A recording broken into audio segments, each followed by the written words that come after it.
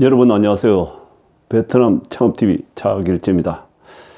오늘도 이 책을 중심으로 한 페이지를 중요한 부분을 소개할까 합니다. 오늘은 베트남을 건너뛰고 미얀마가 아니고 캄보디아를 한번 또 하고 다시 넘어갈까 합니다. 캄보디아.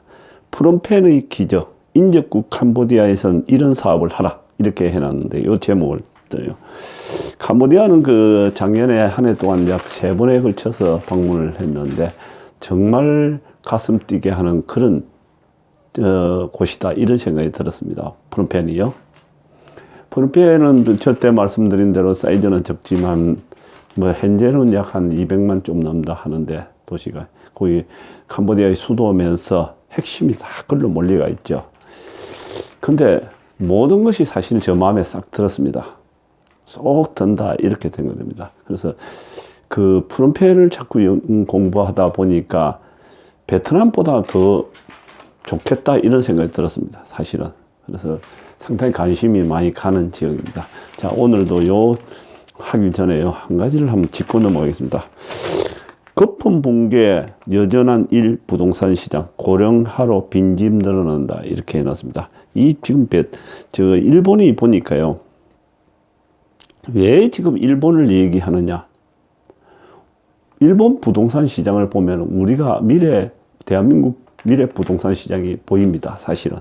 늘 그렇게 따라가고 있기 때문에 기술적인 문제도 또 그렇게 기업들도 그렇게 따라왔는데 저는 이 일본 경제 특히 부동산 시장을 잘 눈여겨봅니다. 보는데 어쩜 그렇게 똑 닮아서 그 그래프를 따라서 그렇게 가고 있나 이런 생각이 듭니다.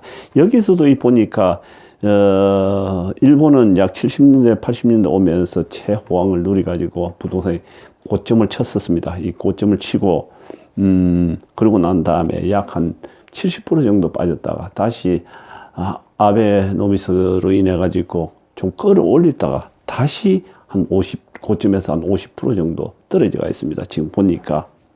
그리고 일본 부동산 시장이 정확하게 1991년도 최고점을 쳤습니다. 그때가 고점을 치고 그 이후에 한 6분의 1 정도 토막이 났다가 지금 많이 올라오기는 올라왔었는데 다시 지금 사그러지고 있다. 빈집이 많이 늘어난다. 이렇게 얘기합니다. 빈집이 장장 얼마나 늘어났었냐? 최고 많이 늘어났을 때 약 1200만 호가 있었다. 이렇게 얘기합니다. 그게 토지 신화. 외곽에 있는 토지 신화들이 그렇게 올랐던 토지값이 그야말로 완전히 쑥대밭이었습니다. 그래서 여러분들도 이 재데크를 갖다가 이제 생각을 좀 달리 해봐야 됩니다.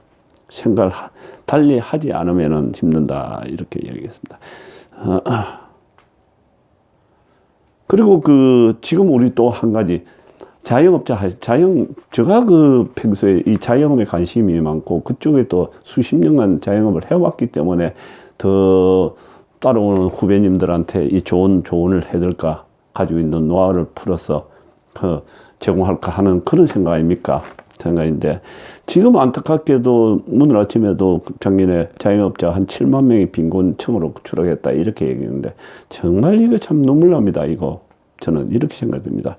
근데 반대로 늘 지금 얘기하지 않습니까? 제가 사실은 문외한인데 베트남을 얘기하고 미얀마를 이야기하고 캄보디아를 얘기하고는 중인데 책도 쓰고 그래서 한국은 이렇게 쑥대밭이 돼가는 판국에 빈곤층으로 떨어진다. 빼빠지도록 투자해가지고 고생해가지고 가족끼리 말입니다. 근데 빈곤층으로 떨어진다 이런 게 너무 진짜 괴롭습니다. 반대로 베트남, 이 캄보디아, 프놈펜에는 그야말로 글로벌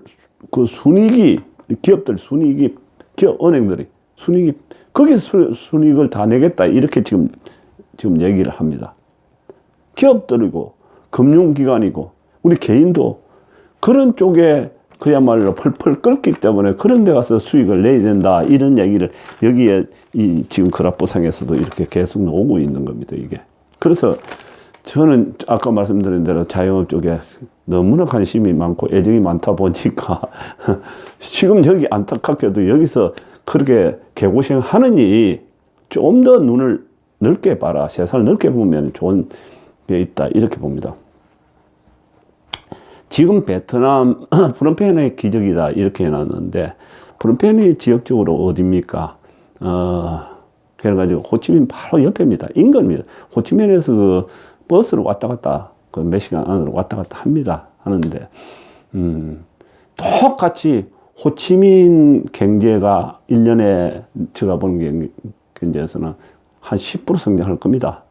전체적으로 베트남 전체로 약 작년에 7% 성장을 했다 하는데 호치민으로 보면은 한 10%에서 12% 정도 성장하리라고 봅니다. 지금 프놈펜으로 보면 한 15% 성장할 겁니다. 그리고 부동산이 펄펄 끓습니다. 특히 호치민 이보다도 월등히 더 한 단계 위로 펄펄 끓습니다. 지금 가보면요. 또 한 4년 만에 도심에 웬만한 거는 한 5배 올랐고 조금 밴들이 한 10배. 그런데 더 외곽에 싼 땅들은 약 30배. 4, 5년 만에 올랐다. 이래 얘기합니다. 현장에 가보면. 작년에 3번이나 갔으니까 잘 알죠. 뭐, 보고. 가슴 떨립니다. 사실은. 이 호텔 옥상에서 이렇게 내려보면은, 와, 어쩜 그렇게 건물이 많이 올라오고 있는지. 그리고 중국 자본이 대량으로 들어왔다는 이야기입니다. 그리고 곳곳에 흔적 공사판이에요.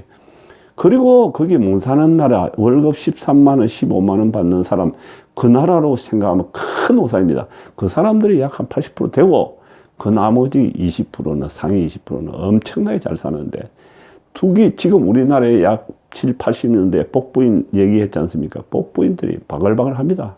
그래서 웬만한 돈 되는 거는 그분들이 싹쓸이 다 합니다. 시내 그 웬만한 개인주택들 그거 땅 많이 큰 땅 가지고 있는 흐름한 집들 나오면요. 매덕에 눈 깜빡할 사이에 없어지고 합니다. 정말 프놈펜은 정말 환경이 너무 좋다. 시장이. 지금 가격에. 그리고 전에도 말씀드렸지 않습니까? 프놈펜은 캄보디아는 뭐합니까? 전부 다 달러입니다. 달러입니다. 그리고 영어만 통용됩니다. 영어. 아무나 그 택시 기사라든지 식당이라든지 이런 데 가보면 전부 다 영어는 누구나 다 합니다. 그렇기 때문에 언어 문제 없지. 그리고 달러만 그래 하지. 자국 화폐는 용돈, 그냥 조그마한 잔돈만 오고 할 뿐이지 실질적으로 전부 큰 돈은 달러로 다 결제가 이루어진다. 이렇게 봅니다. 정말 화려한 시장이다. 여러분 감사합니다. 다음에 행간나비 구독, 좋아요 부탁합니다.